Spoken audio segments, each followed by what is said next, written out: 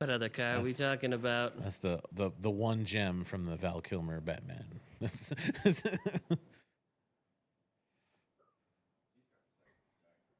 Yeah, that and that stupid holy rusted metal Batman. And he's like, what? And he's like, no, I mean, literally, there's holy rusted metal everywhere. That was pretty funny. It was, at least the Val Kilmer one was better than the one with the Cluntang. The Cluntang? You don't like that Cluntang? What? Yeah, his was fucking awful. One of my favorite cigars in there. Oh, the Batman with George Clooney with the Cluntang. Oh, yeah, That was way worse than Val Kilmer's version. What? That movie is fantastic. What are you talking about? Oh, you guys. Yes, you want to be moving part of around this now, huh? conversation. We sure? I'm not convinced. You always How want does to that be sound? part of a conversation. You're the life of the party. That's not true. Well, it's a dead man's party. So I didn't say what kind of party it was. What You're does that even assuming. mean? it's a Danny Elfman song. It's a dead Well, it means man's that party. I've been sitting here because I was just telling the boys before we went live that there's been a funeral going on for 10 days straight, and they fire up the sound and crank it to like 11 at 4 in the morning. And they do that to wake up the whole village to let them know that they need to come and be a part of it. But they've been doing it for 10 days straight, dude, and it is ruthlessly hard to sleep because it's just the highs are so bad. Oh, look, we actually can see him this time. Look at that. Oh shit, that looks good, Wow, Cameron. look at that. Right? You, I'm working them little by little.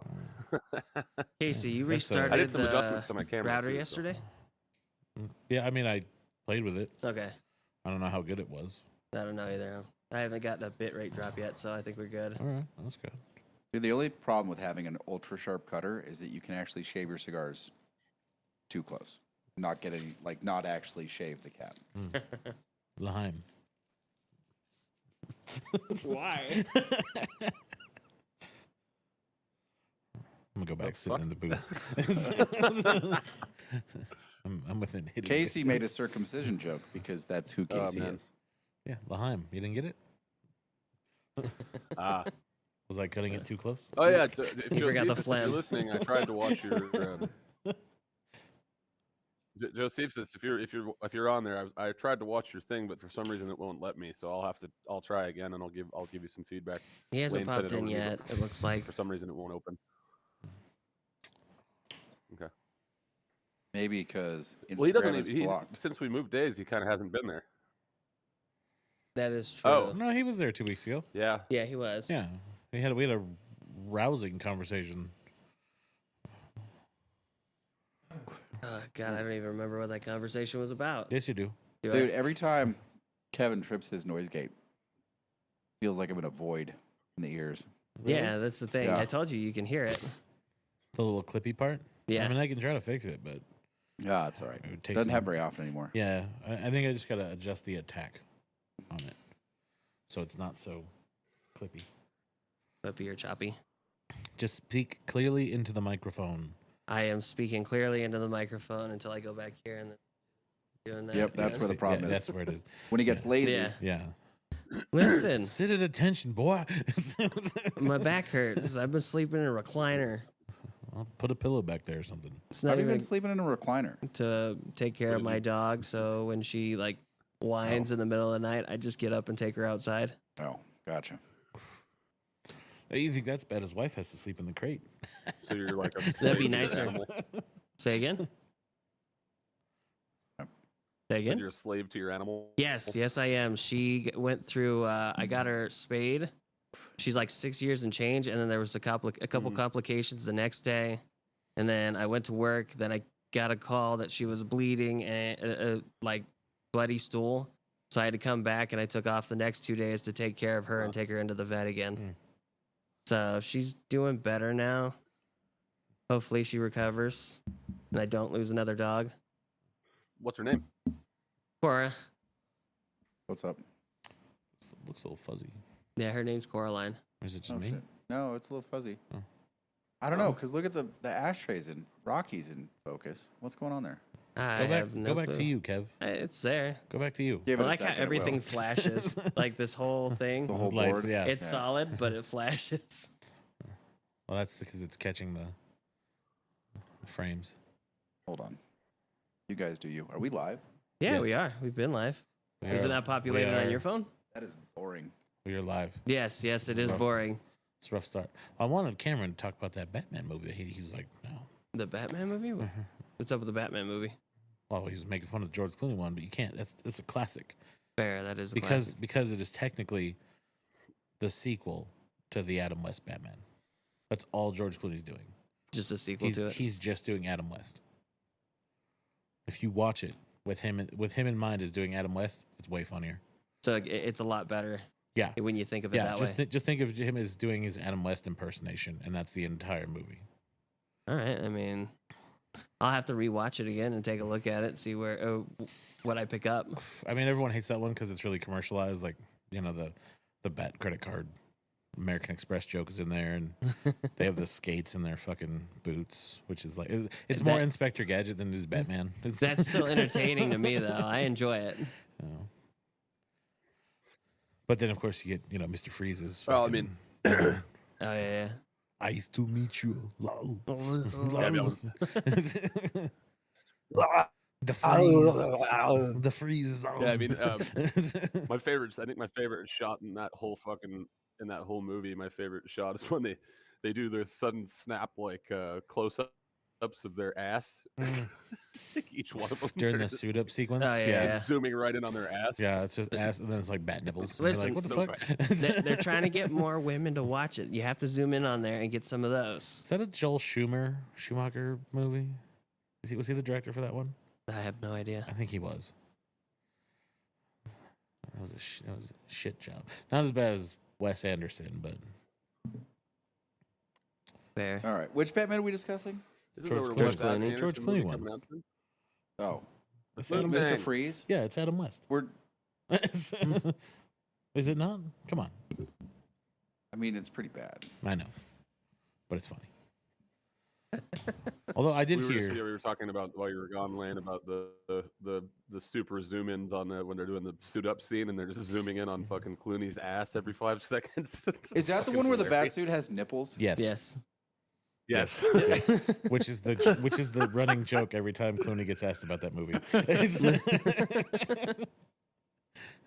But no, I was watching this thing with Tarantino, and he said that there really is only one true, really good trilogy.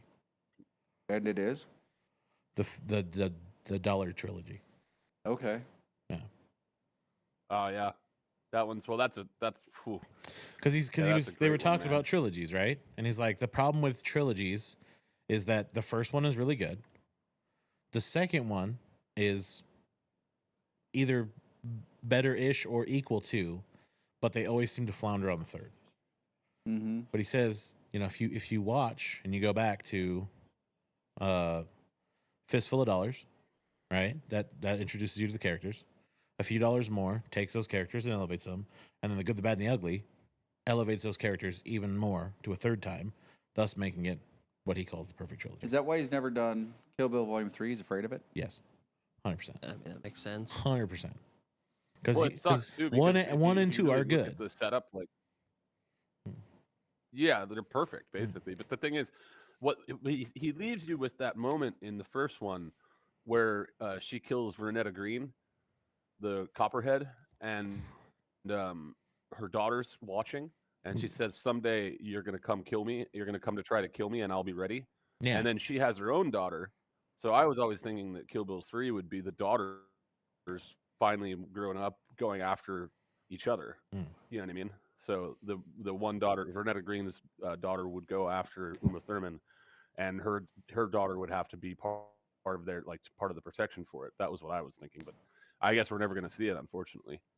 Well, he says he's still doing one more movie. Yes. There is one more movie. Although he hasn't said what it's going to be yet. Yep. Yeah. Hey, speaking of movies that are shitting the bed, Snow White looks like it's going to do great. Oh, look, there's Josephus. Perfect timing. That's factually accurate, Josephus. That's all I'm going to tell you. Yep. Depending on how dedicated you are with the loop and all that. All things being equal. But yeah, I'm trying to think. The Batmans that are the best, like in best and worst. Like, obviously the Cluentang one is fucking hilariously bad. I really was not a fan of the character Bane. The From way the portrayal of Bane in the Christopher Nolan ones. Dark Knight Rises. Yeah. The Tom Hardy. You didn't like that one? Ones. Yeah. I thought he did a decent job. That wasn't I too mean, bad. he has all the best one-liners. It just Exactly. felt super forced. It just, I don't know. The voice just seemed very forced to me. You know what I mean? That's like the same as who was it that was the ones that forced the Batman voice, and they're just like, and you're like, oh god, that's so bad. When they try to talk like lower and whatever. I actually liked the Robert Pattinson one. What did you guys think of that one? I liked it. The It was Batman. good. Yeah. That's a good one. I will say, Yeah, as good as the movie is someone using AI to recut the original Batmobile to the chase scene with like the original like visualized sound effects. No, remember it was the trailer for the Adam West Batman movie that they AI'd over to use the Robert Pattinson Batman. It's fucking hilarious. Yeah, that was good. No, I really liked it. A lot of people said it was slow, but I thought it was very good. For everything, I think it was exactly what it's supposed to be, right? Like it was supposed to be sort of like detective noir, which is kind of what Batman originally was. Yeah, it's based off of Year One Batman. Mm-hmm. And that's exactly what it's supposed to be. So is that basically going back to the basics then, or? Yeah, I mean, well, remember the Batman originally debuted as the world's greatest detective. Yes. So to give it more of a detective feel is exactly what Year One Batman does. Okay. Which is why the Riddler always refers to Batman as the detective. He Got actually it. never really calls him Batman. Unless you're Jim Carrey. Then you're just doing whatever you want. Listen, that's still one of my favorite Batmans. I don't care what anybody says. I mean, that one's funny, especially when you realize how much Tommy Lee Jones wanted to beat the shit out of Jim Carrey Yeah. in every scene they're in together. Dude, you realize after the fact how different those two people are in real life? Yeah. And then they had the nerve No, to not just really, stick them because together. Tommy Lee Jones apparently is really just a villain. And he's quite two-faced, apparently. it was actually a real villain. Casting. He wasn't acting. He was just being Tommy Lee Jones.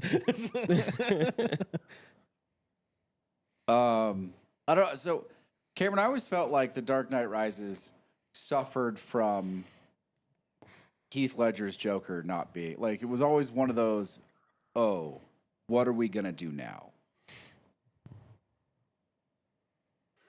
Oh, you mean after his performance was that fucking good?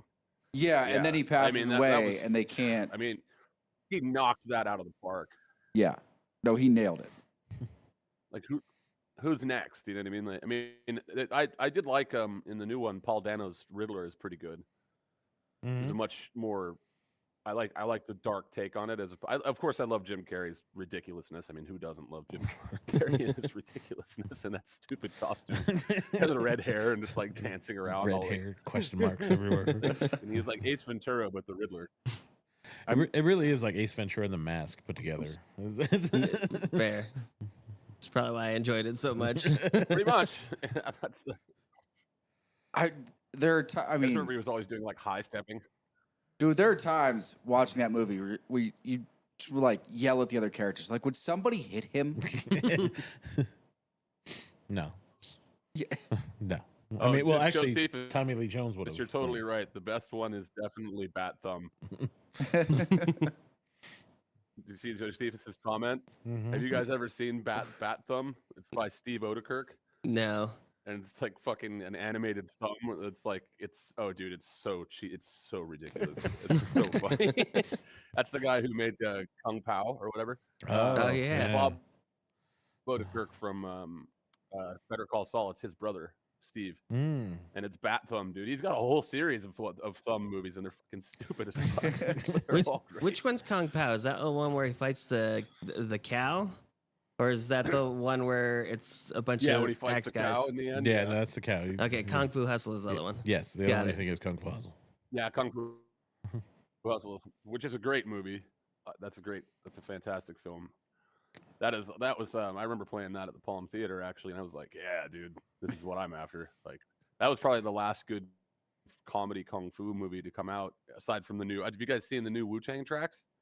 No, I So haven't. Wu-Tang's coming out with a new album, and they're making a short film with like, so basically each song is an addition to the short film, and it's fucking funny, dude. Already, it's pretty awesome. Their first track is amazing. I mean, it's Wu-Tang Clan, so of course, but it's kind of cool. They're making little short vignettes that go with each song. Isn't this their final tour too? I think they said they're going to retire after this. That I even mean, they've been possible? going Yeah, for this a is the end. while. Can they retire? This is the Well, no, because wars come and go, but Wu-Tang is forever. That's- yeah,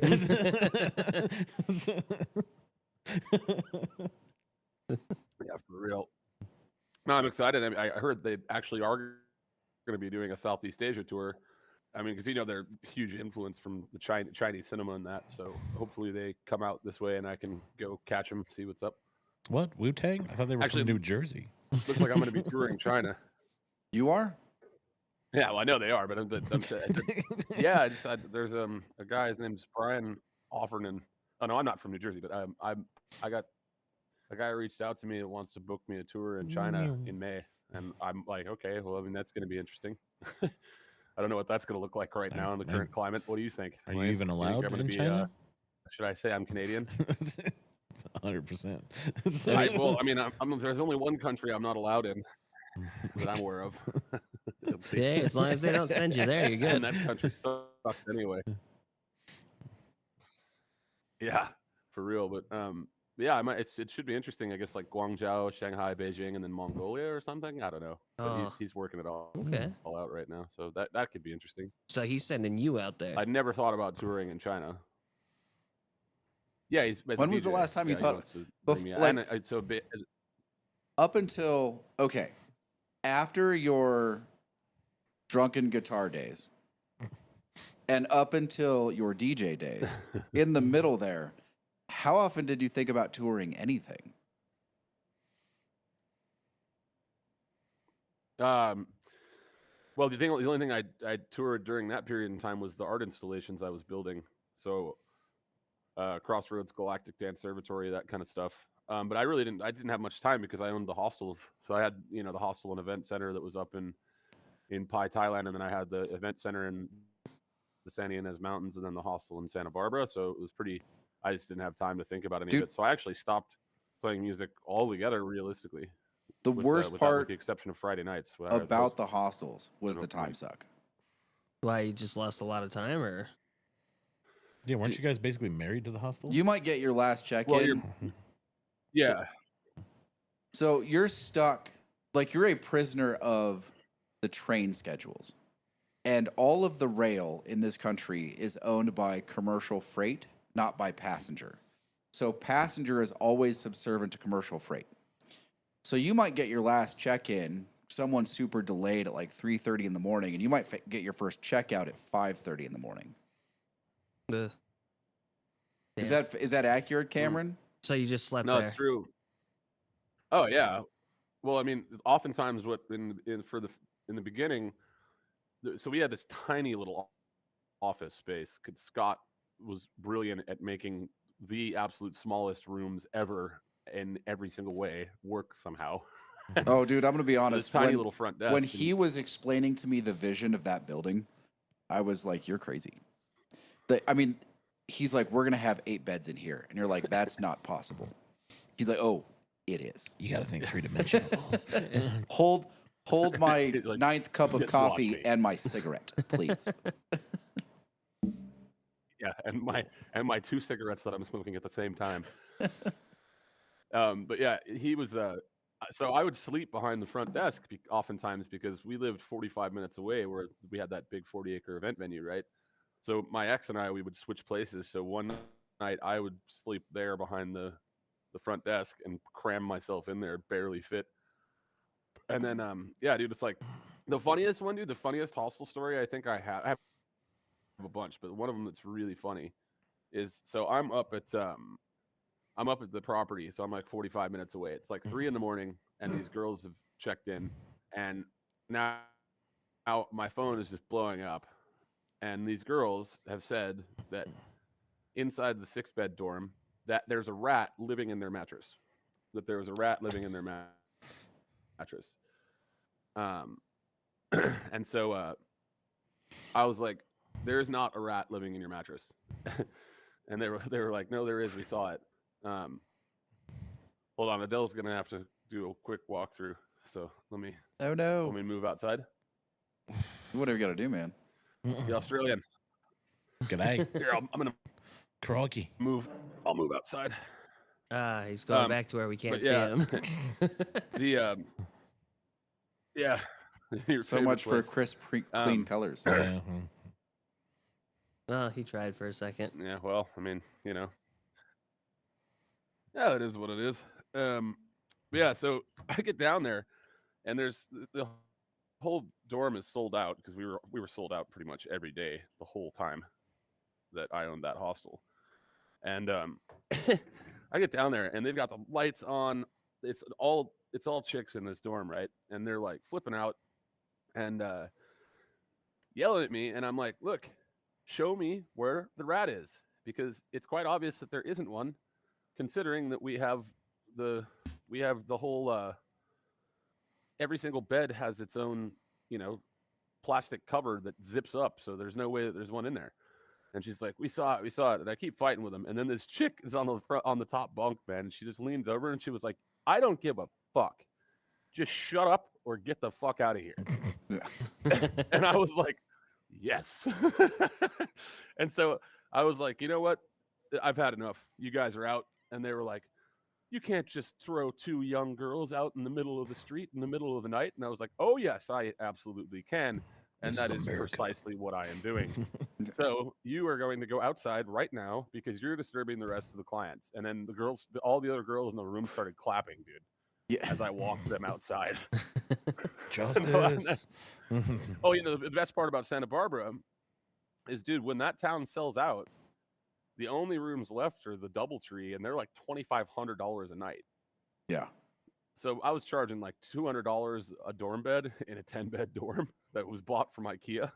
Yeesh. Yeah. Oh God, yeah. I remember that IKEA trip. Oh, that was yeah. That's where I learned how you wrangle an IKEA employee. And how do you do that? You sneak the fuck up on them. So here's what you do, right? So you're in IKEA now, and it's designed to be confusing. This works in your favor. So what you need to do is you need to find an IKEA employee working in a corner. Now you can't have like a display shelf. It's got to be like on the edges. It can't be in the middle because the middle will fuck you up. That'll ruin the whole thing. So the right corner, you have an IKEA employee stocking the shelves. Now they can't have seen you. You have to sneak up behind them. And before you say anything, you have to make sure that you are no more than a step and a half laterally from either escape route. And then you say, can you help me? Now they're going to flip around and there's going to be panic in their eyes. It's going to feel like a football game. They're going to try and go one way. You got to step over real fast. They're going to try and go the other way. You got to step back, but don't overcommit because they'll sneak out, right? You just have to hold your ground and kind of shuffle laterally until they give up. So you got to wedge them into a corner. Yeah. Crab walk back and forth. I tried. Listen, it was like he has one as well. Josephus. He says, "I just pull out a Swiss sub meatballs. An employee comes up to me. It's Swedish. What? Listen, I read quickly. I mean, Swiss sub. That's right.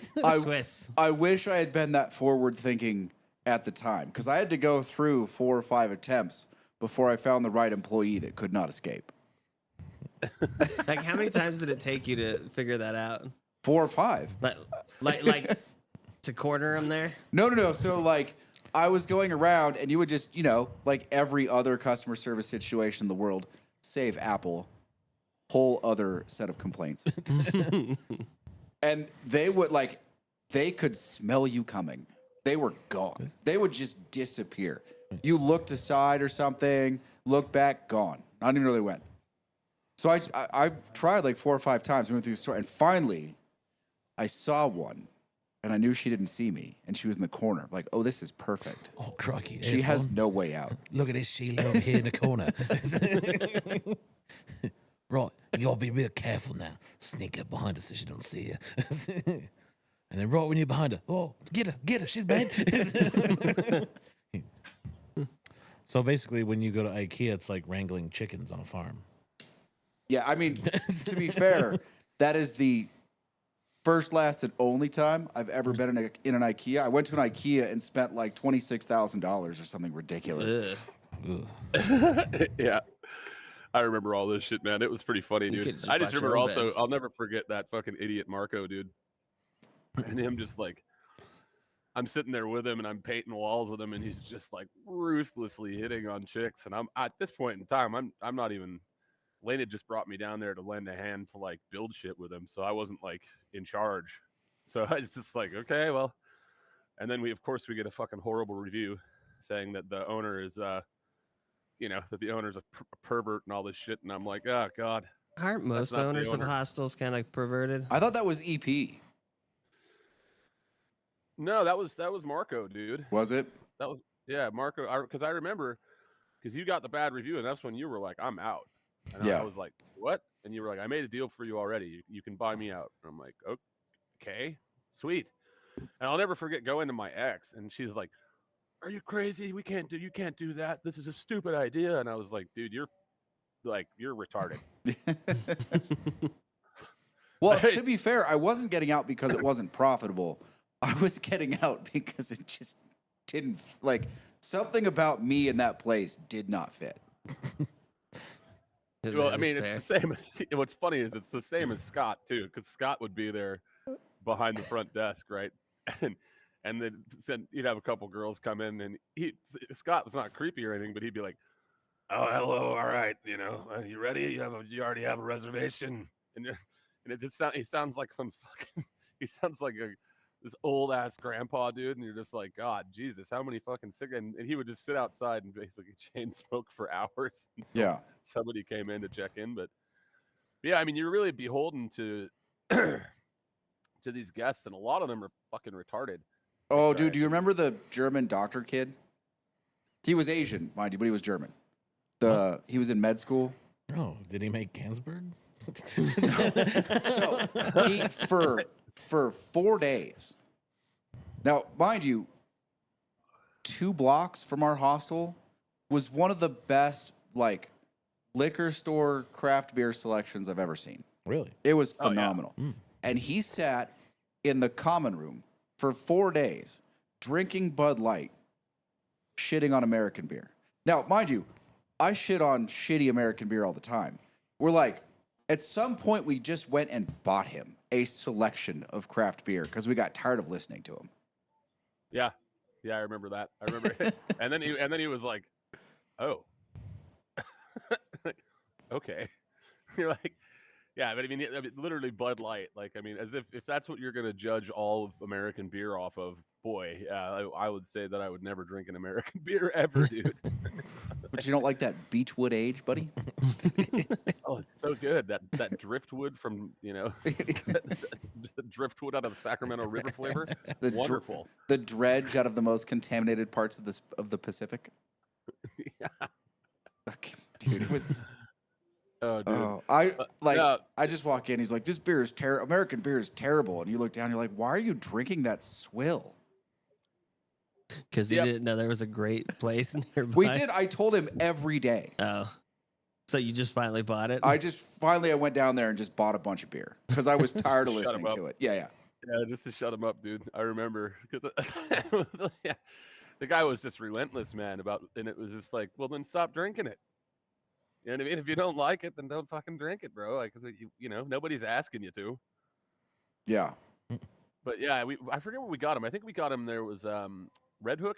I think we got him Red Hook, and we got an assortment of shit. Anyway, we got a bunch of stuff, but like IPAs and reds and all kinds of stuff. But yeah, he ended up shutting up after that. So you didn't have to hear Yeah. him anymore. That's good. The kids who redid the planting in the front.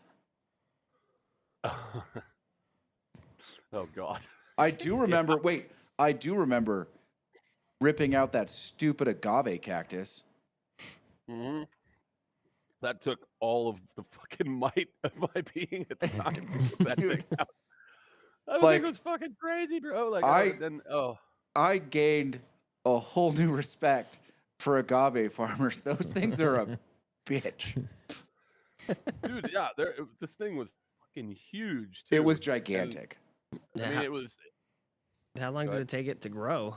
Well, I don't know. We weren't there for that Oh, part. it was there before you got there. I mean, it was probably 10 years old. Okay. Wasn't it massive? It It was I would say huge. at Yeah. least it was huge, dude. It was the It was- biggest fucking cactus I've ever seen in my life. It was dude. like the size of those booths if you put them together. Jesus. Holy crap! It was gigantic. You could have started your own tequila business. I don't think it was blue agave. I think it was crap agave. Well, that's yeah, it shit. wasn't that kind. And you couldn't use tannerite to get rid of it? In Santa Barbara. Oh, yeah. That's I right. mean, Bill would have been fine with it. I'm pretty sure that was after the scare, right? In 2001. I feel like realistically, tannerite can remove just about anything from your yard. I mean, yeah, man. By the way, shout out to Bill Safina, best landlord ever.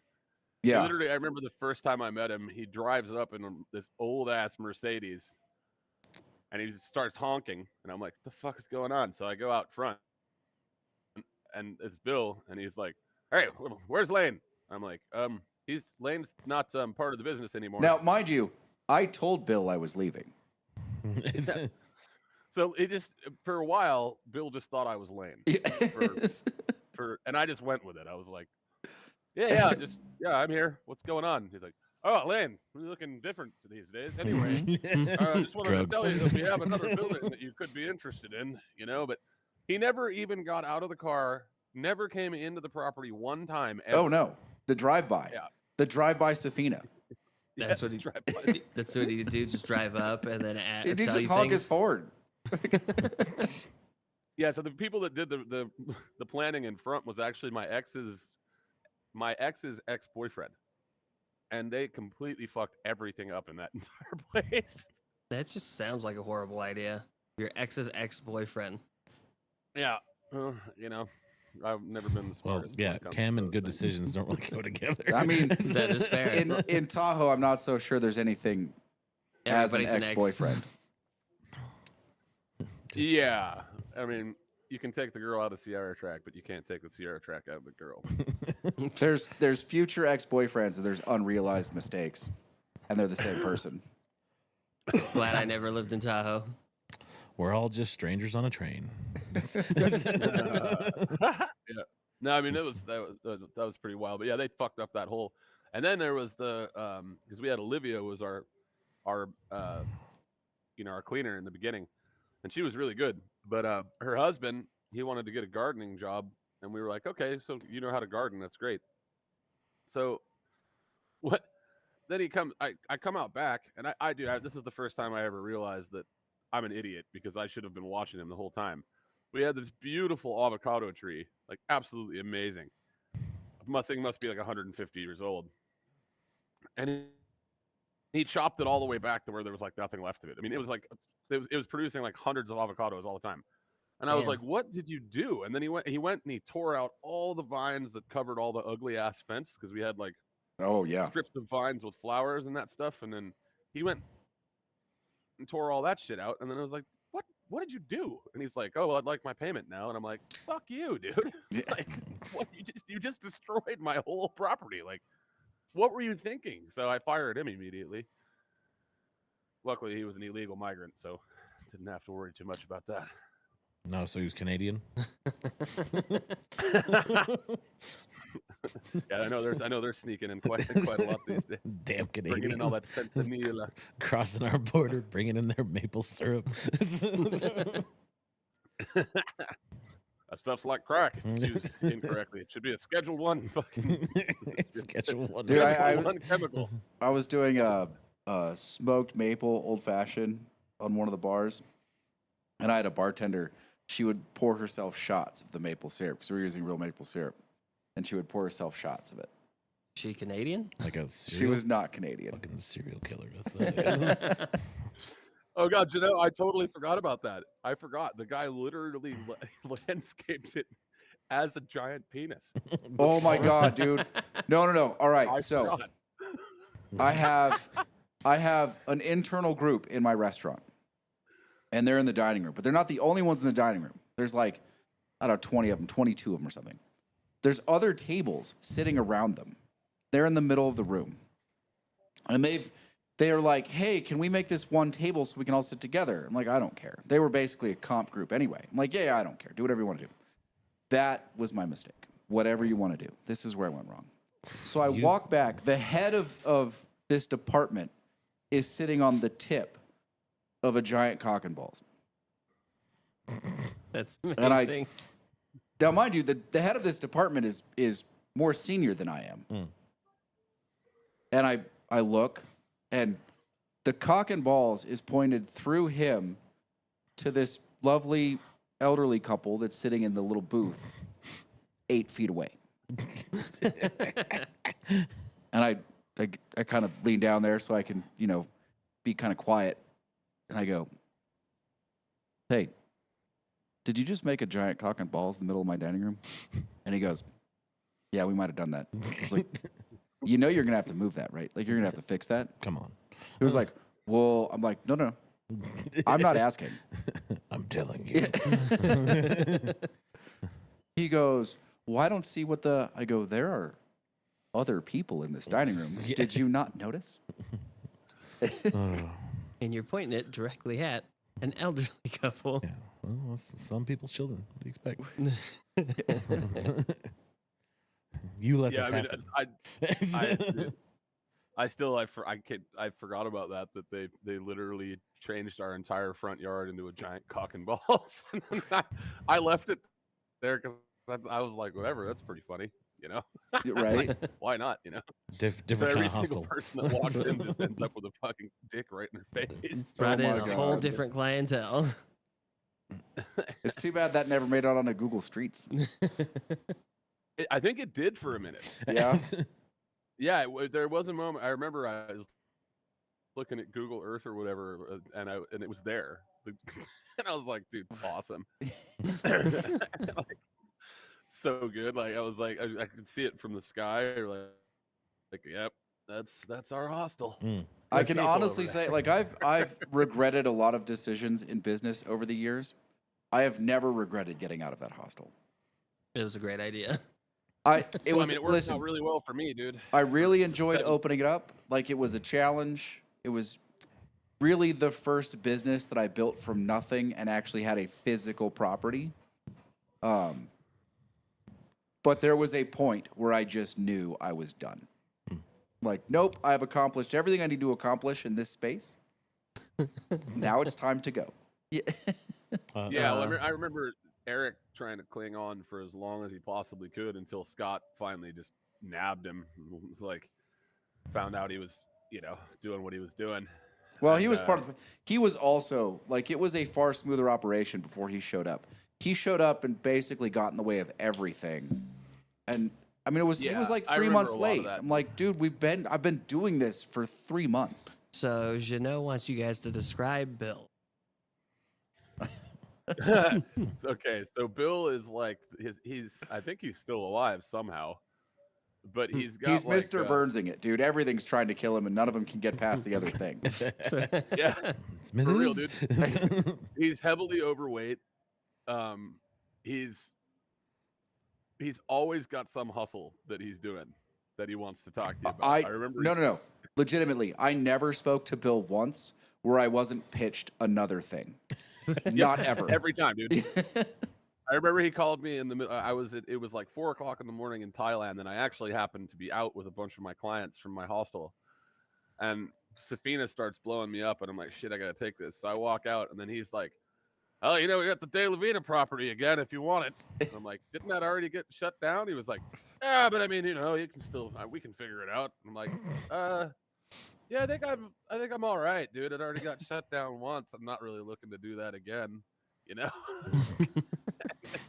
But every time he'd have some new. He'd be like, oh, I got this other place that's over in Montecito. You want to take a look at it? It's only like $2.5 million for it. Dude, am I mistaken in that at some point he tried to pitch me, I think I told you, some sort of like an art deal / scam? Oh, yeah. Like he had a line on some art somewhere. Like, I don't, So some Yeah, so underground. am I art. making that up or was that a real pitch from him? No, that was a real pitch. So that was when somebody there was an estate sale in Montecito because somebody had died that had no family left, and they had a bunch of art, and Bill had like made some offer on it, and he was like, all right, we can Oh, really make a lot of money off of this stuff. This is the good stuff. And I was like, well, who are the artists? And I'm like looking at it, and I'm Sorry like, to how hear much is that. it anyway? And it was like, oh yeah. Janot said Bill Did passed in Bill pass 21. away? Ah, fuck. He was a good dude. I liked him, man. He was funny. He had a good sense of humor. He was a really good landlord. He never fucked with us ever. It was always just he was. We were on the verge of signing a 45-year lease with him, and then unfortunately his dead brother's ex-wife won a lawsuit against him, and she won the property. That's the only reason we don't have the hostel anymore. There's part of me that thinks that Bill is Scott plus 20 years. Yeah, they're like time traveler versions of each other. Yeah. No, Bill is interesting, dude. When you go up to his house up there that he used to have on the mesa, and he'd just be like fucking Burger King bags everywhere. Yeah, that's where I met him the first time. The first time I drove down there, hadn't even seen the property yet. That's where I met him. Yeah, that house was funny, dude. It was just overrun with like Jack in the Box wrappers and fucking Taco Bell, like all kinds of great stuff, dude. Yeah, he was a funny guy, man. He was a good dude. I just remember, so for like the first, I don't know, 3 or 4 meetings with him, it's like, I wonder if it's ever going to get more serious than this. Like, is he ever going to care more than he does? Because I'm expecting, at some point, I'm expecting the press, right? Like, what's the catch? yeah. There was no catch. He really just didn't care that much. No, he literally didn't give a fuck. Yeah. He was just like, the catch was that he didn't want to have to think about that place at all. Ever. He didn't want to ever walk into it. He didn't want to know what it looked like. He wanted plausible deniability on what we were doing in there. And he was just like, do whatever. I don't care. And he gave us a really screaming deal on that place. Oh, he did. No, dude, the first time I was trying to explain to him what a hostel was, and he's like, so it's like a fraternity house. I'm like, I mean, if that's what helps you sleep at night, sure. Basically. That's Yeah, not I mean, bad. well, I He's remember like, that's how okay. That's not a terrible Scott description. pitched it anyway like that because he was, it was supposed to be AAE, which Affordable originally it was Accommodations of Europe. Yep, which is also Anti-American Enterprises is the real name. That's what he actually called it. Right. And then we ended up changing it after I bought out Lane and Eric. We changed it to Josh's name, which was IHSP, International Housing Students Project. Yeah. But the actual meaning of it is I hate stupid people. Turns out the whole executive committee of this hostile organization is kind of bitter. Sounds like it. I guess you could put it that way. I mean, well, Scott's dude, not now. Scott, like, what's that? Scott's not bitter now? Nah, he's in movies and shit now. It's fucking hilarious. I dude. don't. My first real interaction with Scott, I still use to highlight why you do not send food back in a restaurant. Dude. I remember that he would come to me and he would tell me what he had just done to people's food.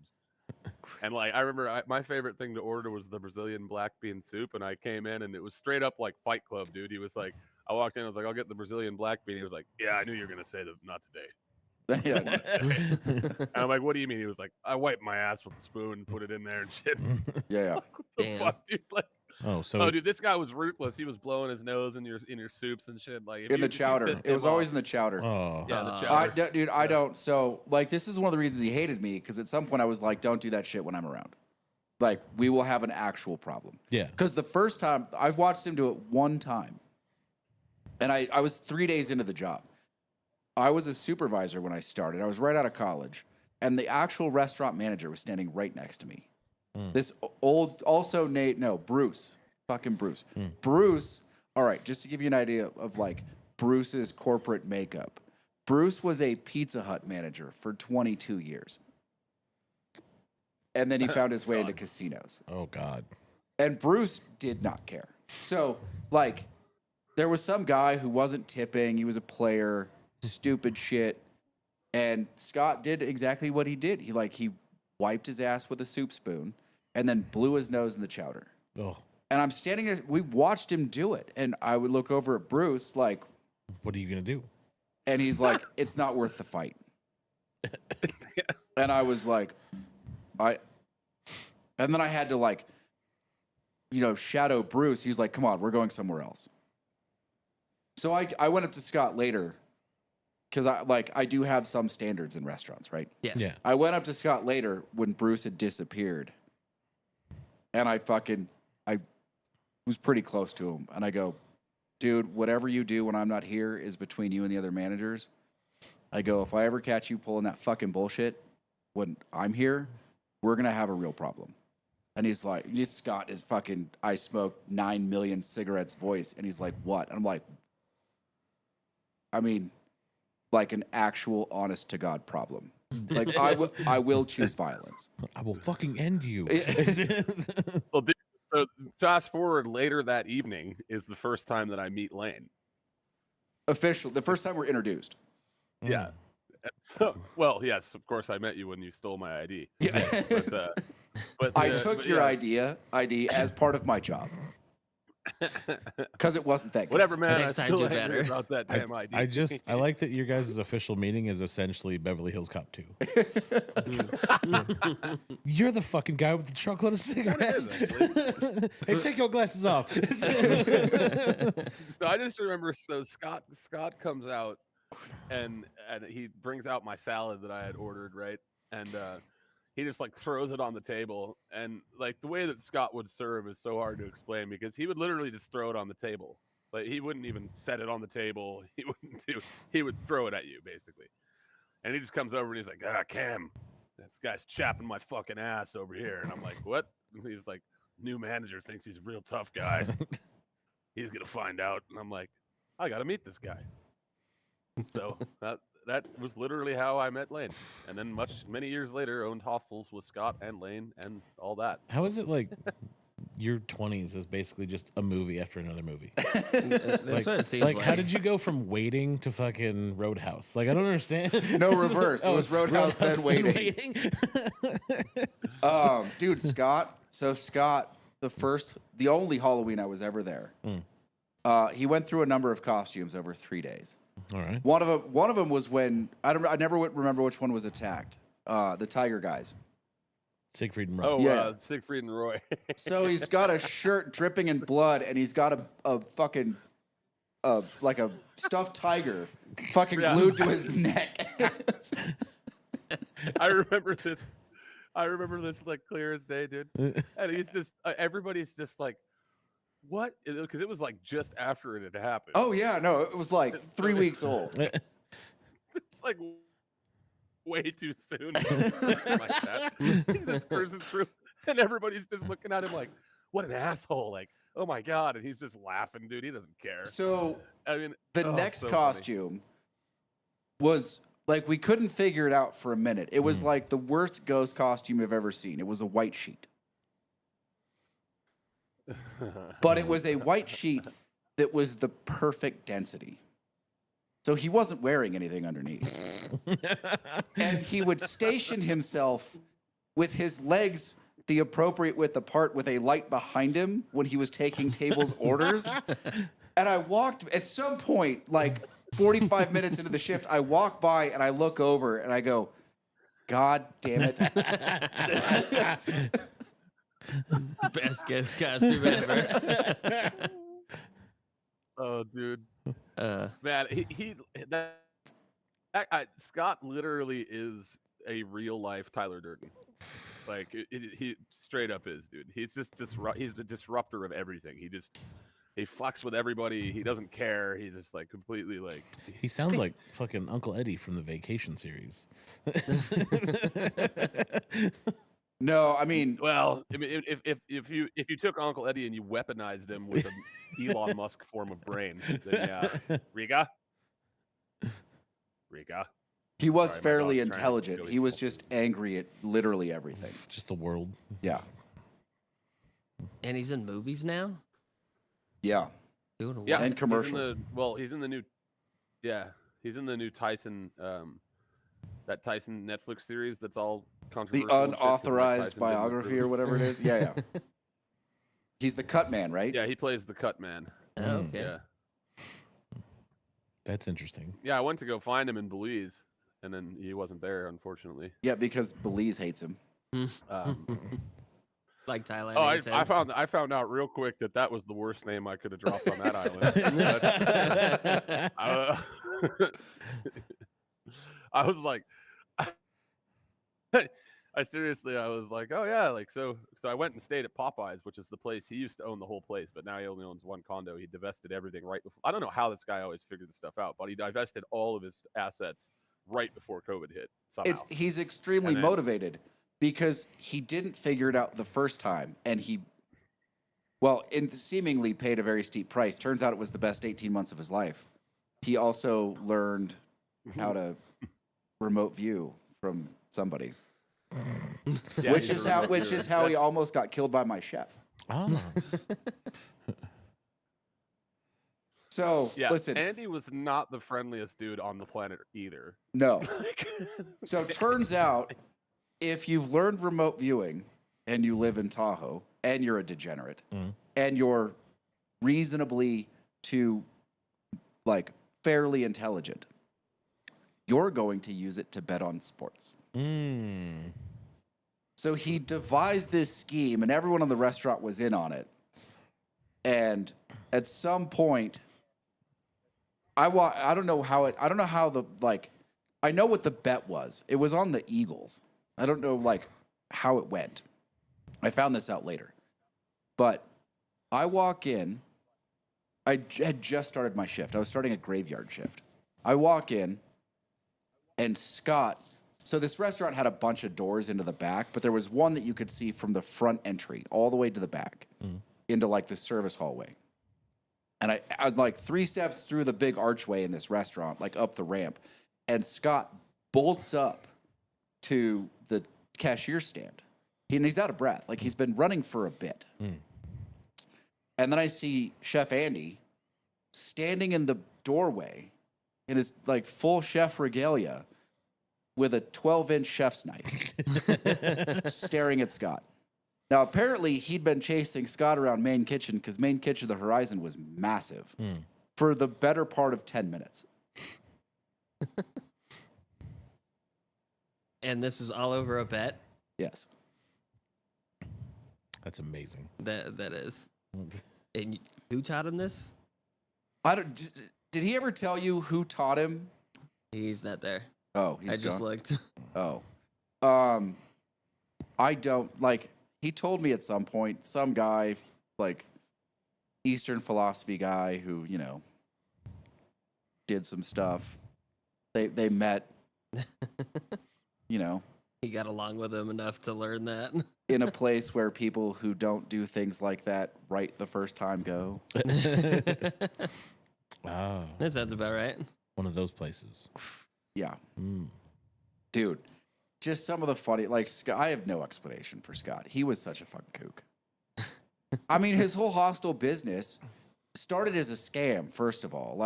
So his whole goal when I met him, he was working 2 jobs or 3 jobs. Just he was waiting until he got his passport back so he could get out of the country because he didn't want to be here. But he didn't have access to his passport when I first met him. So he's suffering through this timeline, finally gets his shit back. Dude, some of the other stories are some of the other shit that I learned a lot about spotting employees that are stealing from restaurants because of him and his group. Ah. So he goes to Spain and he's living on a boat and he devises this scam where this whole business is nothing but 2 phone lines and 2 fax machines. Okay. And he was booking bed and breakfasts.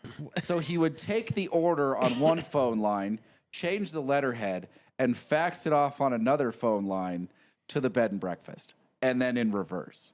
He was just middlemaning before there was internet middlemen.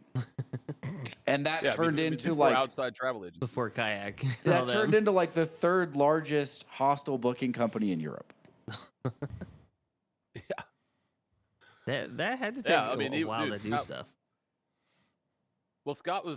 If you guys ever watched the TV show The Blacklist, dude, he's kind of like the Raymond Reddington character in a lot of ways. Like he's a technophobe, but he kind of figured all this stuff out before there was a Booking.com or a Hotels.com, before they were prominent and any of that stuff. So he was just like making money hand over fist, man. He was just raking it in, dude, marking everything up by like $30 and just pocketing tons of change, completely under the radar. No trail for the money, everything. Amazing, dude. Like, yeah, Scott's. Yeah. Anyway, sorry, I had to go up and. Hey, did he ever tell you who taught him remote viewing? It was some guy that was in his cell next to him, I think. I'd left the location out. I remember. Yeah. Oh, yeah. Sorry about that. Well, we knew Cam was going to divulge it. He was in his apartment complex. Yeah. Yeah. Yeah. Technically, I guess. Very nice apartment complex. But, well, I mean, he did have tea times and everything. No, he didn't have tea times. He didn't go to the place with the. So it was either the place in Oregon with the restaurant on the lake, or the place in Vegas where they share a golf course with the Air Force Base. And he went to Oregon. It was the Oregon one. It was the Oregon one. Yeah, but they didn't have a golf course. They had the restaurant with the maitre d', because they had a culinary program. Yeah. What? Yeah. Yeah, and when you would show up for dinner, the maitre d' would ask you if you would like a table with a view of the lake. Oh, nice. What the fuck?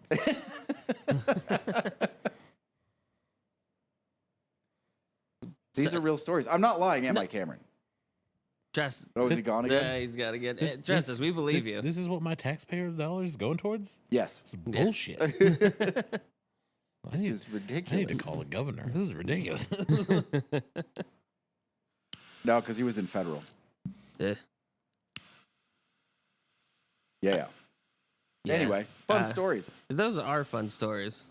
I don't have any of those really. Not too many.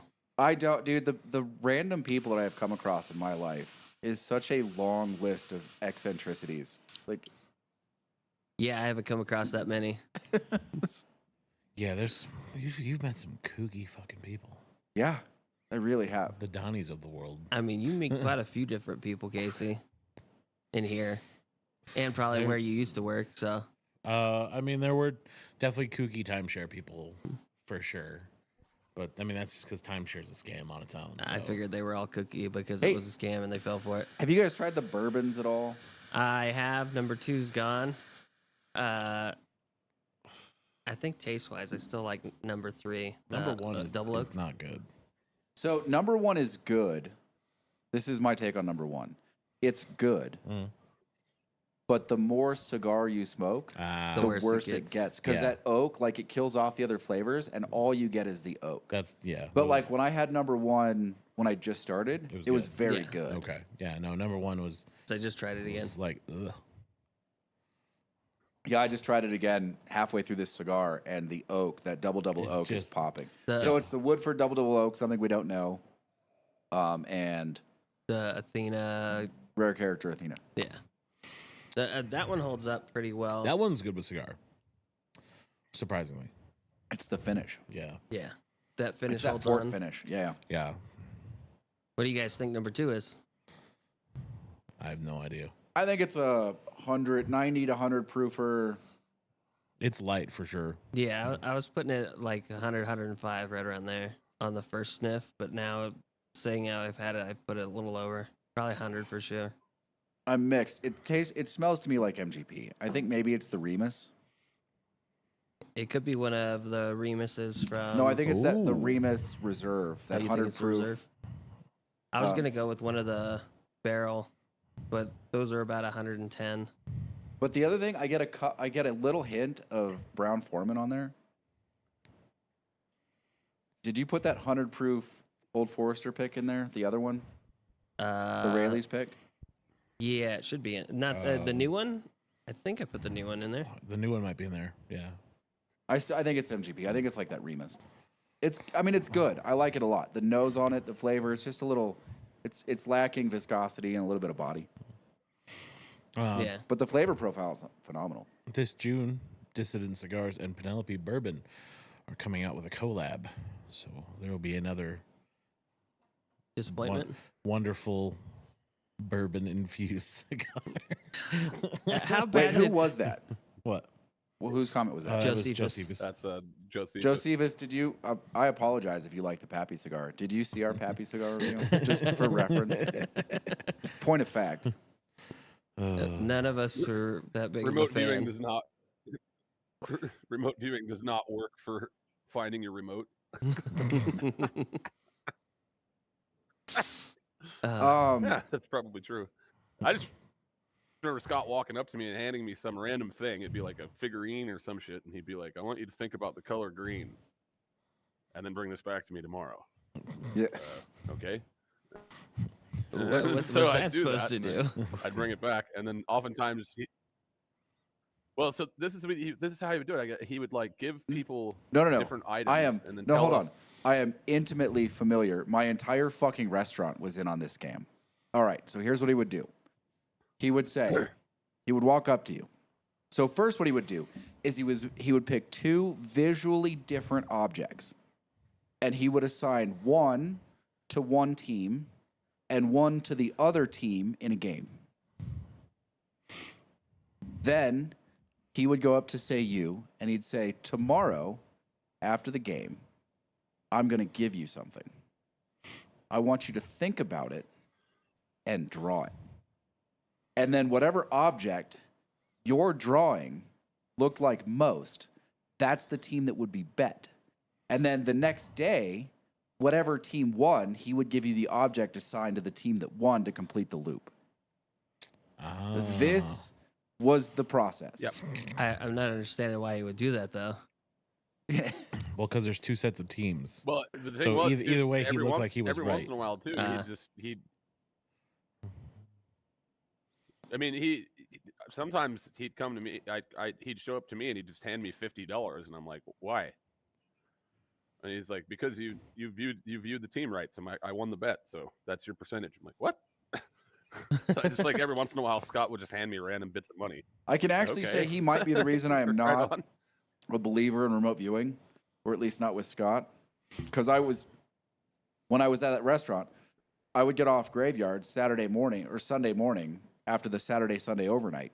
And we would go watch, like I would go get hammered watching football with the guys before I would go home and go to bed. And I was there for his sports bets. And he was not a successful sports bettor. Yeah, because he had to bet all of them.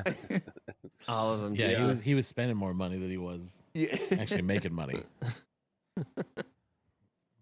But yes, that Yeah, was. he'd hit it a couple times and whatever, but Well, everyone hits it a couple times. Dude, that guy would have a stack of tickets. He was almost June. So he was closer to Paul then. No, because they only bet specific sports. Okay, This is what you didn't see with Paul, because June only bet specific sports. Paul would bet anything. that is true. Anything. If there wasn't a game on, he would bet horses, and if nothing was on, he'd be kind of Watching that Scratching. guy twitch when he didn't have a bet in play yeah. was unreal. He had a bad tick when he couldn't bet. Oh, yeah. That's why he had to play Keno. Yeah. Keno helped him at the point. Like, where's Paul? Oh, he's playing Keno. I remember Oh. Holdren's mom playing Keno years ago in Horizon, bro, at the penny slots. And so she was like, Judy was pretty ruthless as a human in general, but also she was very giving when she had things to give. So, but we're sitting there and like we're in the Horizon. Oh, I was in the Horizon because I worked in there anyway, because that was where the head office for my movie theater company was that I worked for. And I just remember coming down, and Judy's on the penny slots, and I was like, "Oh, hey, how's it going?" And then she's like, "Boom, won like $2,800." And I was like, "Oh shit!" And so she's like jumping around, going all crazy, and then of course, then the next thing she's like, "We're all going to dinner tonight," and taking everybody out, and then within 20 hours, that money was all gone. Isn't that how it usually is? It all gets spent pretty much immediately, if not back into the casino on a bunch of random shit. Yeah, for the most part. I mean, I've been lucky enough that I enjoy having a good gamble every once in a while. You know what I mean? I'm a betting man more than a gambling man, though. Do you know I what I don't mean? do any of that. A betting man knows odds and starts to work with that, but a gambling man is a person who's going to bet on black and be like, "I'm going to put the house on it." You know, like the only stuff I actually usually play is like just Texas Hold'em or Omaha. See, I only played I've always a liked couple those of because table you're games not just against to the learn. house at that point. Yeah, I mean, I don't listen. I realized I've told you guys this why I don't play. I realized very early that for it to be interesting to me, I have to gamble significantly more than I can afford to lose. Yes. Which is that's the thing. In order for it to be worthwhile, you have to bet way more than you're willing to lose usually. Well, just for it to be interesting. Like if I'm sitting there playing blackjack at $5 a hand, I'm bored out of my fucking mind. Yes. Yeah. You're an adrenaline chasing gambler. Yeah. Yeah. See, and I just choose not to gamble because I've seen it through the eye in the sky so much and just watch people lose it all. Really quick, Josephus. Don't read that. No, I'm not gonna read that. You saw it, and you probably won't have it. But like, you got to remember, we're not big on flavored cigars or things that have been mixed with alcohol, and we like our regular cigars. We're not. We won't tell you that we're 100% on it. What about the old Bill Clinton dip? We don't do those. I definitely won't do that. Oh my god. Hey, I didn't even say anything offensive. Didn't have to. He knew what it was. I don't know. Do you think that raises or lowers the temperature at which a cigar burns? I feel like it gives it a worse flavor for sure. Lowers. So this is why I don't like flavored Especially from cigars that because one. they burn hot. Like And then- aside Yeah, from I've never been a flavored cigar guy. And then you get those hot oil notes. yeah, but it also like starts to make the tongue raw. Like they burn hot. It's got to be 15 to 20 degrees warmer than a regular cigar burn. Yeah, and that one started off burning hot. Even Casey started. It started hot for him, just lighting it. Yeah, it was toasty. It was toasty. Also, it just wasn't any good. Well, Yes, it's very true. It was pretty shit. They tried something, it did not work. They should never go back to it.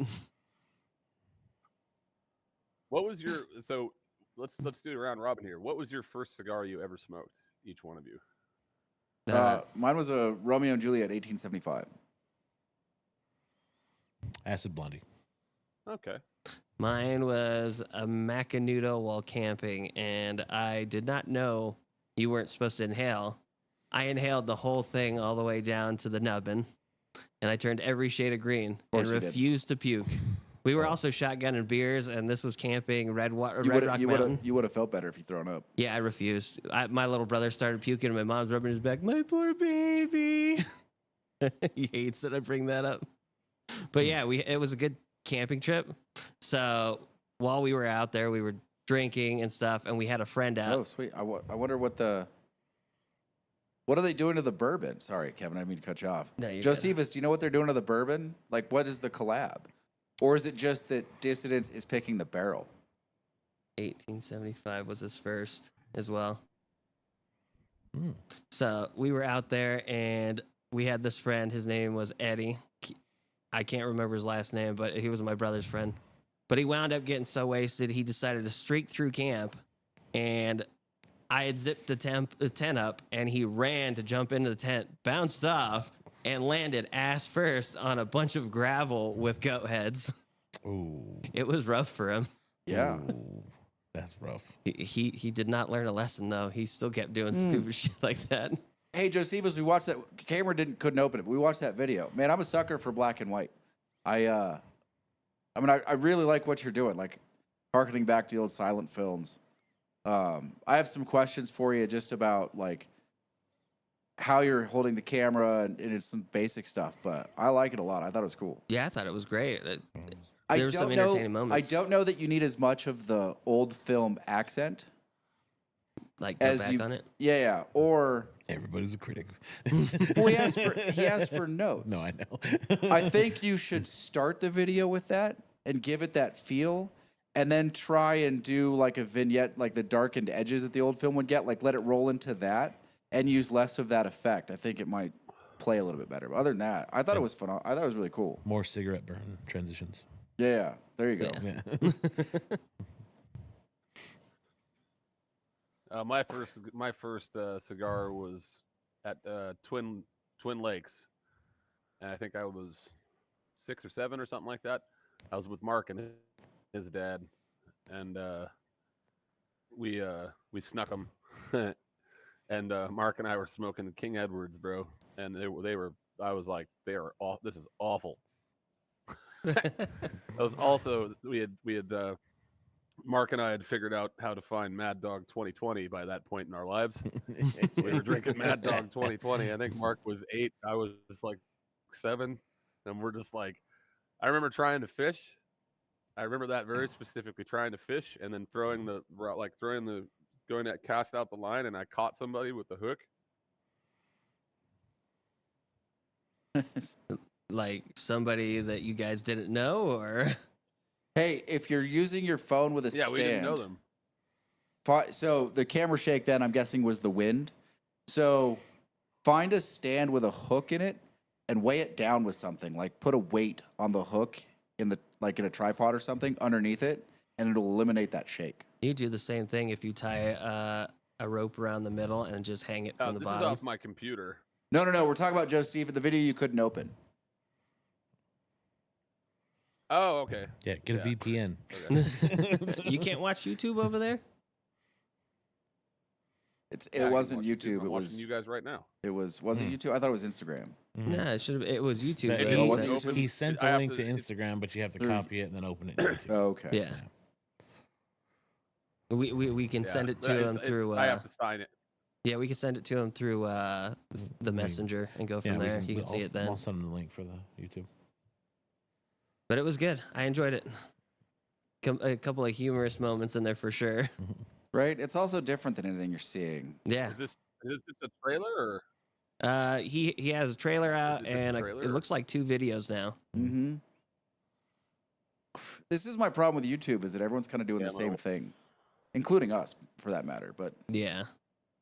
We're trying to do different things, but even then. also they need to figure out something to give their algorithm some breadth, because like I don't know about other people. Maybe other people just want to watch the same shit over and over and over again. But at some point, like it becomes hard once the algorithm set in to find new stuff. Yeah, and part of the algorithm is actually retention and holding. So you have to like fluctuate your excitement. So you get loud in some points, and then you go back to normal, and it brings it back in. Like what just happened? Yeah, they call it retention beats. Yeah. Every 6 seconds, you're supposed to hit a retention beat, which we don't. But whatever. Well, we haven't gotten there We're yet. trying to break the mold. We're different. Cameron, we're gonna miss not having you for the golf content. We should have a dedicated cam just on Casey as he For chirps. you mean We're gonna for, like, replace the whiskey video that celebrity we. golf tournament or? No. We're gonna replace the whiskey video that we ditched with a golf tournament with golf content. These two are gonna learn to golf, and they're gonna play against me in a scramble. okay. We're gonna give them strokes, probably walk, 3 to 9 holes. Like we're just gonna screw around Oh. basically. That's gonna be our third video. Yeah, this is where I'm Well, gonna so I learn can how to actually- golf. I can actually join you because I have a big enough property to make a couple. I was already looking at it earlier today. I can make 2 or 3 par 3 holes on the property. Yeah. So I'll probably go to a thrift store and buy a cheap 9-iron and a putter, and so I can actually join in the content. I'll make my own little mini golf course here. You need to buy. What was the club that the passports were taken back with? Isn't that your story? The what Was it the Irish guys Oh, that went yeah. and took the passports that was back? yeah, yeah. That was when I went and kicked open that door with the 7-iron on my shoulder. Yeah. What was his name? Fergal Wall was the name of the guy. Fergal Fergal. Wall, and he had stolen my friend's my friend Phelim and Keith. He had stolen their passports, and he was hiding in this chick's shed.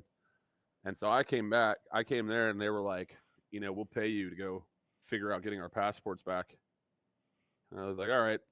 And they happened to have a golf club bag there, so I just grabbed the 7-iron out of it because the 9-iron's like your knockout one. You hit somebody in the face with a 9-iron, they're going to go down, probably knock them out. The 7-iron has a bit more length on it, and it's the slicer is what I call it. So that's the one you can hurt somebody with and make sure they see their own blood, and then they give you what they want. So yeah, I kicked in the door, went to Fergal a while, and he was like, "Oh, Cam, I didn't do anything," and I was like, I fucking hit him in the face with it immediately. And then he was like, I was like, "Where are the passports?" And he was like, "Cam, I don't have them." And I was like, "Where's the passports? Where's the money?" And he was like, "Oh," and then I smacked him right in the kneecap, dude, like so hard. And then he just started screaming. And then he was like, okay. And he grabbed all their passports and all the money and he gave it back to me. And then I took it back over to Phelim and Keith. They gave me my cut of the money. And then while they were like, "Okay, so just stay here." Then the cops came, and Phelim and Keith are both international barristers. So they were like, "We're looking for this guy. He fits your description actually." And they're pointing at me, and they were like, "What are you talking about, man? He's been here the whole time. Even the birds have said that he's here the whole time. All the Polish girls are saying that he was here at the same time. He didn't go anywhere. Yeah. I don't know what this guy's talking about, And I was just like, because as soon as the knock happened, Phelim was like, "Look at me. You shut the fuck up. You don't say a word. Not a fucking word." I was like, "Okay." And then they just fucking, the cops didn't know what to do, so they arrested Fergal. They arrested him and deported him. Yeah, I got to smack him up pretty good with a fucking 7-iron. That was pretty fun. Jano is bemoaning his I forgot time about on that the story, rage, actually. right? Dude, if you haven't golfed before, it can kind of suck the next day. Yeah, there's muscles that I learned that I didn't have that I never used. And the next day, I'm like, what the hell just happened to me? I feel like I got hit by a truck. Dude, I can finally golf again this week, and the weather's crap. Oh, your fingers finally healed up to do that? Yeah. Yeah, it looks pretty good. Well, I mean, you may not get to golf, but you can always go, snowboard. I will probably snowboard. And it's going to be nice powder. The weather might be nice in Vallejo. You can go see the guys. I haven't been invited back. No. Well, you can't go to Ron's house, but you can go to Ron's house. Ron lives in a nice house. In a nice neighborhood, too? Yeah, Josephus. No. Cam Batterson. Absolutely, bro. That is me. But yeah, Josephus, so with the Silent Hero, I was going to ask you, do you make the music also? Or is that like royalty-free music or something? Oh, here goes Bill with one of his pitches. I'm watching your Silent Hero, the Silent Cigar. Are you watching it now? Where's Christian at? You haven't seen him in the chat. Yeah. They just flew back yesterday. They're probably exhausted. Oh, yeah, he's probably beat for sure. Yeah. Yeah, they were out on the West Coast for like a week and a half. Yeah, because they also went down to LA. LA, yeah. In fact, I take that back. No, they're flying back right now. Oh, okay. Yeah. What do they actually do? We never even asked them, I don't think, on the podcast, or did we? I don't know what she does. He's in compliance, I think. Yeah, she said that she is HR and technically IT of sorts. There you go. Yeah, it was like HR Okay. adjacent. Yeah. So. I liked having him out here. All I went the next day. I Dude, went up and was on the mountain with him for like 5 hours. How was that? That was cool. Nice. They any good? Yeah, well, he can ski. He's been skiing since he was a kid. His kid doesn't have the technique down yet, but he's fearless and will go down just about anything. So that's always fun. And she's just learning, so she got a lesson that day. Joe Fisa says he doesn't play Are you anything still two on. blanket or are you Borden? Me? Cameron? Yeah. I'm mostly bored, but I still ski a little bit. Yeah. Okay. But Joe Fisa I don't say says. anything on my video. Yeah, there you go. Okay. Okay. So is it? So I'm guessing you must get it from like an open source place or something. Because I'm producing a bunch of music. I'd be happy to maybe do something fun to send you if you want. Speaking of for one of your next ones. producing music. How's our jingle going? Yeah, our opener. Yeah. It's going well. So yeah, so I've settled on the idea now. So now I just have to so tonight I DJ for like it's a big party tonight. So I'll be DJing tonight and then hopefully tomorrow then I can start working on doing some of the stuff that I want to do. He's going to get the I'm decks actually right. so I'm gonna produce this one and see what we. I've got to get the fucking decks right, man. Hey, randomly, would you send me whatever is the best way to send you those logos? And then what file format you want? Oh, yeah, for sure. That's easy. That's simplicity. Yeah, I like it, Josephus. It's cool. It's interesting. It's very so that's you in the video, I'm guessing, or is that a friend of yours? No, that's him. It's Bowman in 20 years. Is what it is. Oh, that's him. Okay, that's Josephus. Yeah, that's exactly what I was saying. It looks like my fucking father. And who knows? He could be. I am adopted, so. Daddy? Not the mama. No, it's cool. I like the filming style. I like the silent movie feel. Like Cameron Bowman and the Dark Fisted Dollars tour. Does that mean he can follow it up with don't a few more dark fists?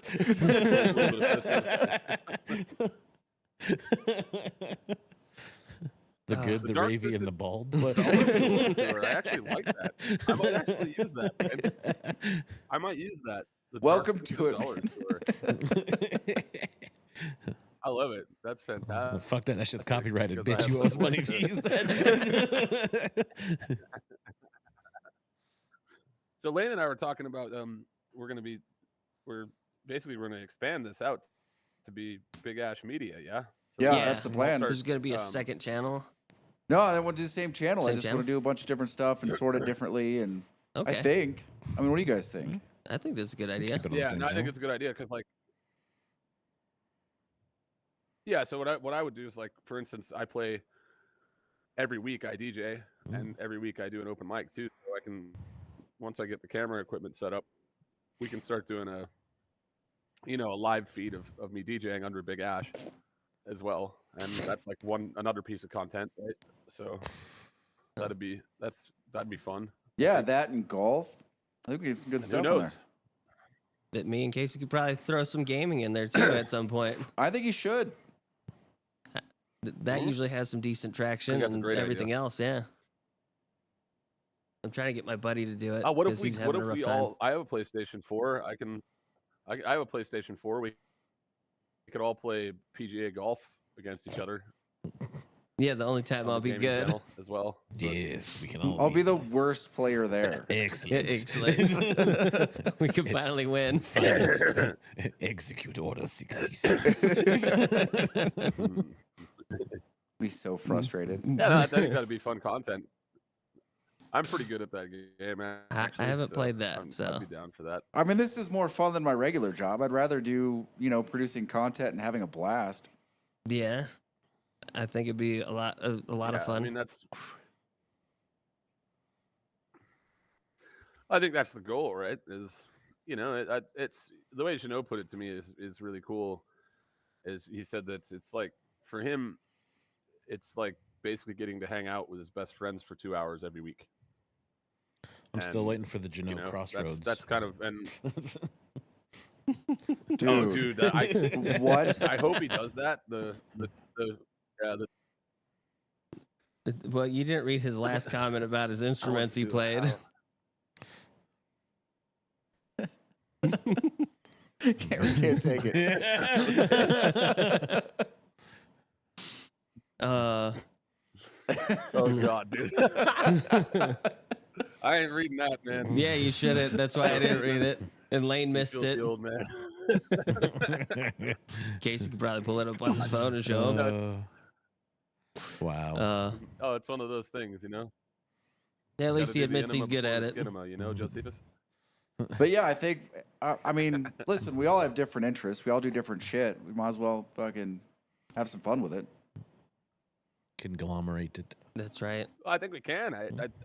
I think it's a really good idea. I mean, that's how a lot of these, like, if you look at like First We Feast, for instance, that's a really good example.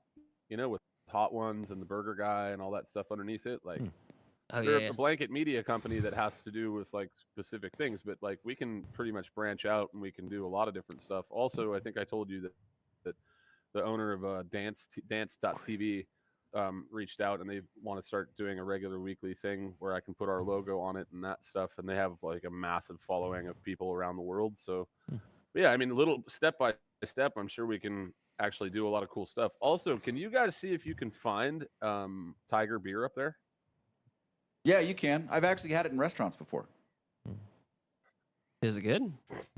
So if you guys It's could a get lager. a It's a couple decent bottles lager. of Is Tiger it? beer for the Who makes it? yeah, it's not bad. It's made in Singapore. Tiger. Oh, okay. It's in Singapore. No. Tiger, In fact, I the think it's company. owned by somebody now. I think they got But they're my bought. sponsor. Oh. From, they're bought by a conglomerate, but they're still based out of Singapore. Oh, okay. You want to, But yeah, I don't know what they want. So They tell 'em to Tiger fuck off. Beer is the sponsor for my next big event. Yeah, we can get So, some Tiger beer Since for they're the sure. sponsor for my next big event, I want to see if I can get them I can show them the video and you guys we can do a tasting of. I mean, would you guys be interested in doing like a beer tasting on one of these episodes? We've 'Cause that talked could be about it just a before. little bit of a I don't, departure. dude. We don't have to do.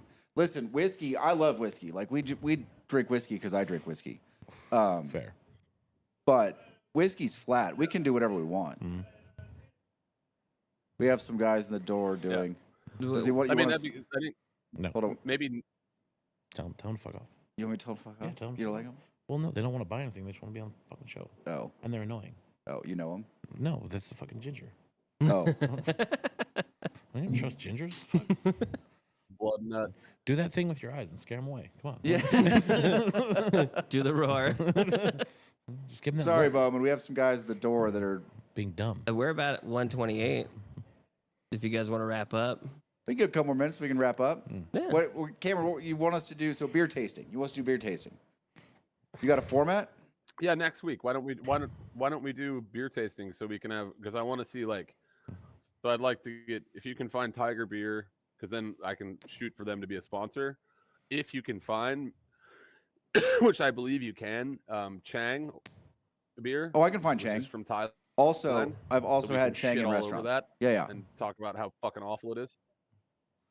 And then so if we could have like 3 beers, and then basically I can vie for trying to get us the sponsorship from Tiger, because I think they'll be happy to do that, like especially being able to reach to America and all that. I mean, seems like a good idea to me. Yeah, And do for a beer sure. I taste, don't, change things up a little bit. Beer tasting sounds fun. yeah. I mean, listen. I don't. We just have a ton of whiskey, so we drink whiskey.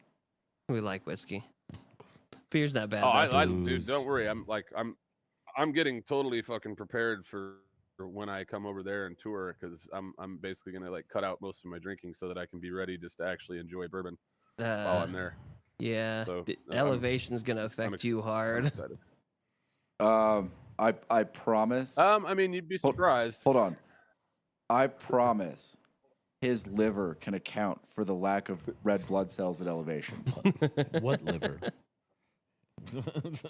I have no Yeah, doubt. it's basically Okay. Yeah, my liver is basically from a parallel universe. It might. It actually. It might be that your liver Lane's been there exists for- in multiple universes at the same time. I mean, that'd be Yes, awesome. Exactly. It's a multiverse. His liver is actually the A only multiverse liver. It's just his like, his liver accesses the multiverse. It's the only part of him that does somehow. But Ah. real facts. Heineken owns Tiger, teleports between. according to Janelle. Say what? Heineken owns Tiger. Yeah, that makes sense. Yeah. Oh, okay. Yeah, that wouldn't. Oh, Yeah. well, then it's just. Well, yeah. So then we should do like Heineken. Yeah, Tiger no, and I Chang. know I can Do get those Tiger. three, I and know I then can I'll get see if I can Chang. angle to get us. We can get Heineken pretty easy. Do we need to taste Heineken? No, it's owned by the same company. What do you want to taste him against, Cameron? I would probably taste them against other lagers that you guys would come up with, like Bud Light. No. No. False. Blue Moon. Maybe. No. Maybe. What? If I I can, mean, I would probably like what lagers are out there. if that I are- can find it, Yingling. Yingling. That's East Coast, isn't Oh it? yeah. Oh, the champagne of Chinese. beers. No. You just insulted Silver Yingling. Bullet. I mean, come on. We could do some Mickey's Sorry. malt liquor. No. If we're gonna do The Coors, Mickey's we're gonna do grenades, Banquet. We can do that. Banquet. Coors. Okay. The Coors. The little stubby bottle. Yeah. Yeah, the original Coors. Banquet beer. What? Yeah, And some of that Coors. Colorado Kool-Aid. Colorado Kool-Aid. Who What's- put this jackass next to me? Yeah, let's You do it. I did. mean, I think it'd be What's fun that? to do. What's a beer that tasting. Australian drink then with the alligator? Oh, Bundaberg.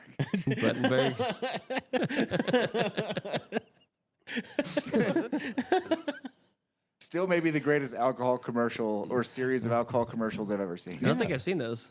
Yeah, you have. Yeah. I've showed them to you. Okay. I would hope you've seen it. Cameron, do you remember those?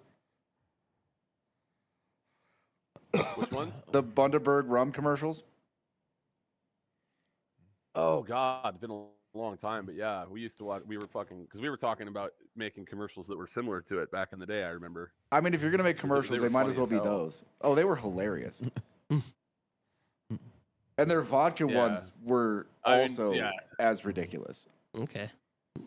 You probably have showed them to me. I You remember probably Lane just and don't I- Lane remember. and I It's- actually it's started one a vodka commercial. company for 5 seconds. It's one commercial, and then it's like an apologetic commercial after apologetic commercial. Yeah. So, It's like the opening of Dogma. So- random guy, nondescript guy, golfing on a course, Christian. Sorry. and his ball hits an alligator. And it's like right in front of the alligator. And he rolls up, mind you, dressed just like any regular golfer, any modern golfer. And then randomly in like a Model T, this group of guys that are all dressed like they're from 1910 roll up with Australian accents and they start harassing him. I do a terrible accent, but I could do the whole commercial. I gotta And hear the then accent now. randomly, like then it progresses. He takes a tee and loads it into his golf club shaft and spits it out like a blow dart and sticks it in the alligator. And then the alligator blows up.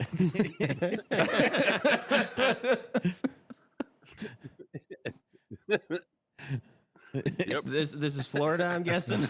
No, it's Australia. It's Australia. Yeah, it's Australia.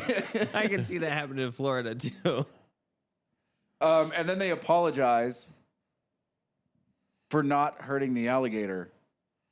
But then there's an alligator barbecuing on a spit after it died of natural causes. Then they're like, we clearly did not barbecue an alligator.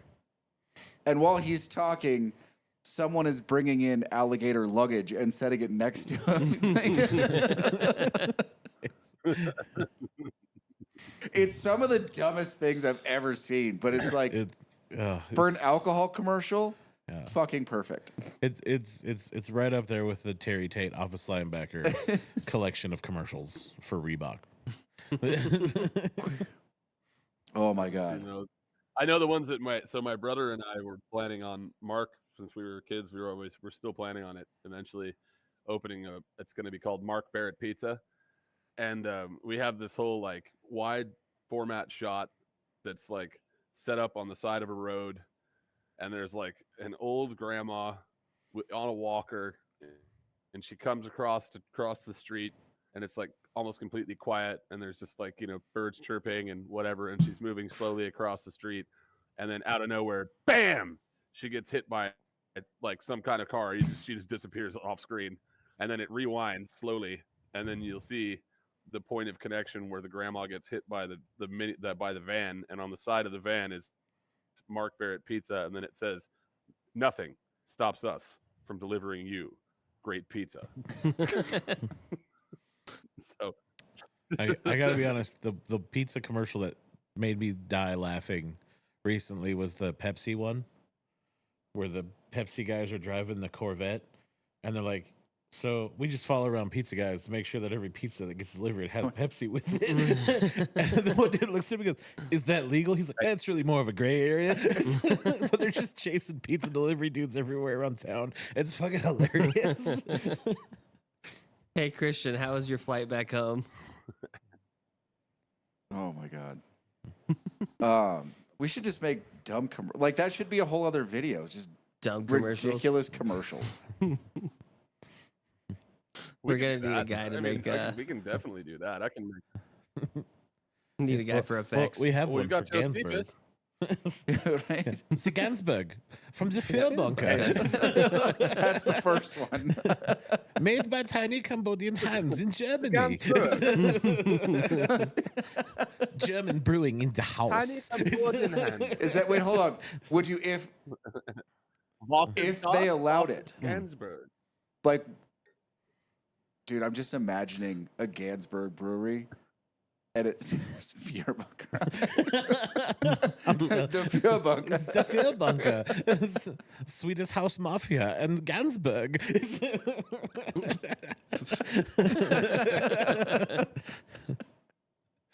Got fucking Ava Braun fucking talking about it.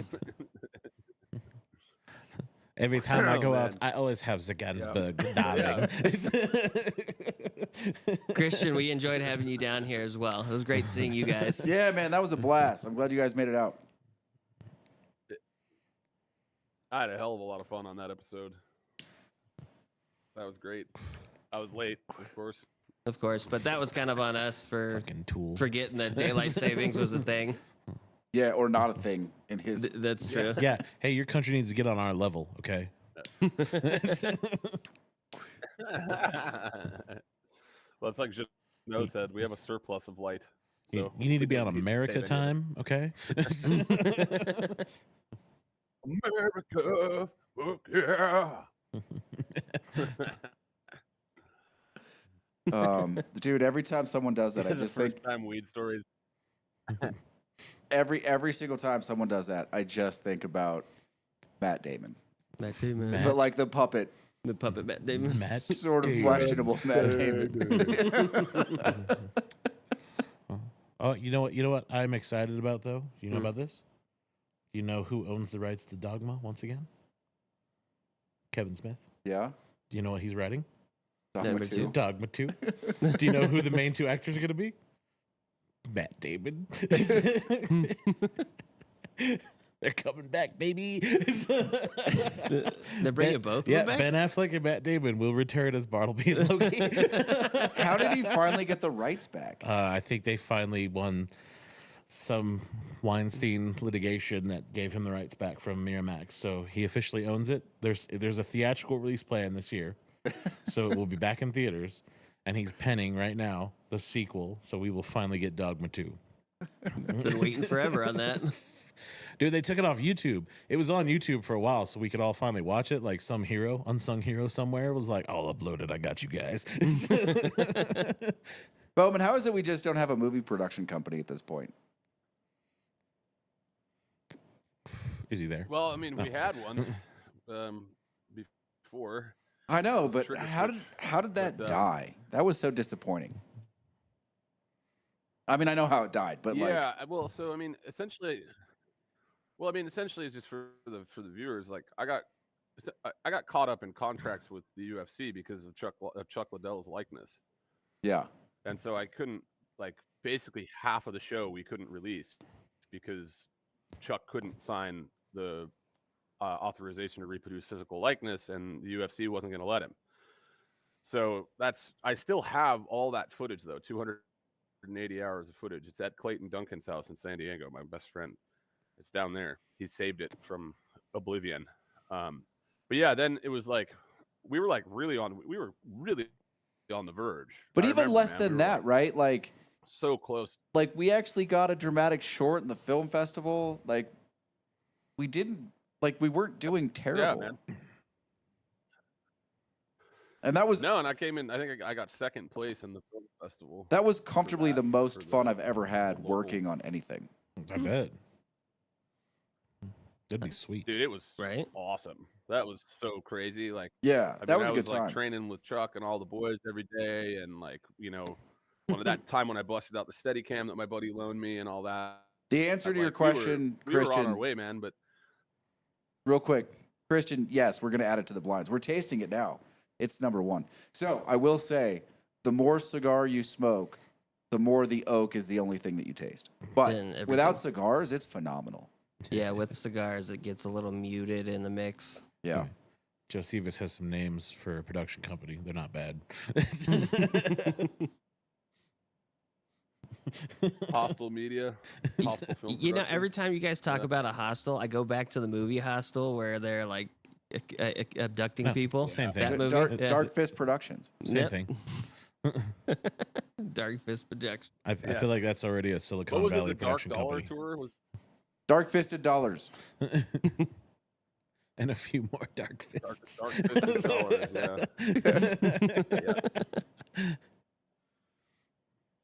Yeah, Janelle Hey- remembers the Trigger Switch was the name of our Yeah. production company. Hey, So what? Trigger Switch is actually named. It was named after.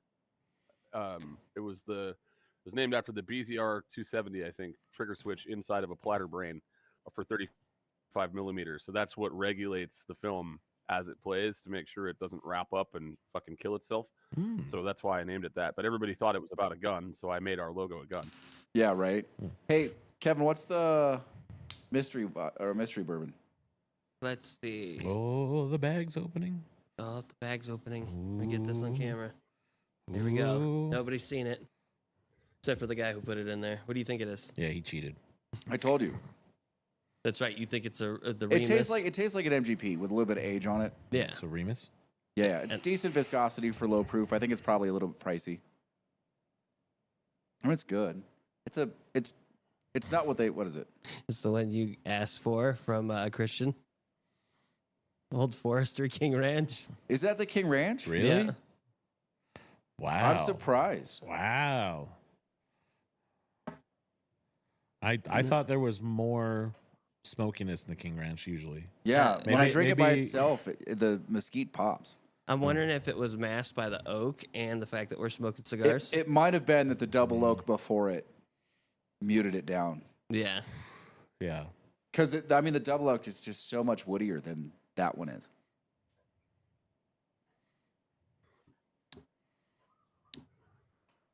Yeah, I need to get me some bourbon out here at some point. The only thing I can find here did- is wait, for the Maker's record, Mark. I did That's about the say- best that they've got around. Old Forester 100 proof. Yeah, that's true. Mhm. That's true. Don't worry, Cam. We can send you some holy water. They'll steal that. Yeah. That's not going to make it. You just put poo juice Yeah, on the let's do side. They won't take that. Marv. Marv. All right. Cameron, are you done for the night? Yeah, sure, man. It's up to you guys. I'm all right. I'll be on stage for 3 hours or something tonight, so I'll be. Yeah, man. We're going to get out of here, shoot that doing review, and that. then finish our remodel.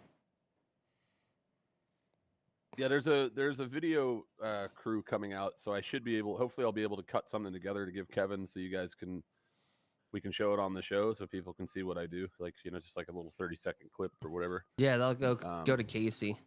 Yeah, well, we'll start Well, we'll reformatting the figure it out. channel Okay. and start doing some other stuff too. I mean, as soon as the weather gets nice, we're going to start doing the golf thing. You have a Gmail, right? Oh, of course, yeah. Yeah, if I you have, like, can 20. upload it into your drive and then just share that video with Casey, and we'll get you hooked up on that.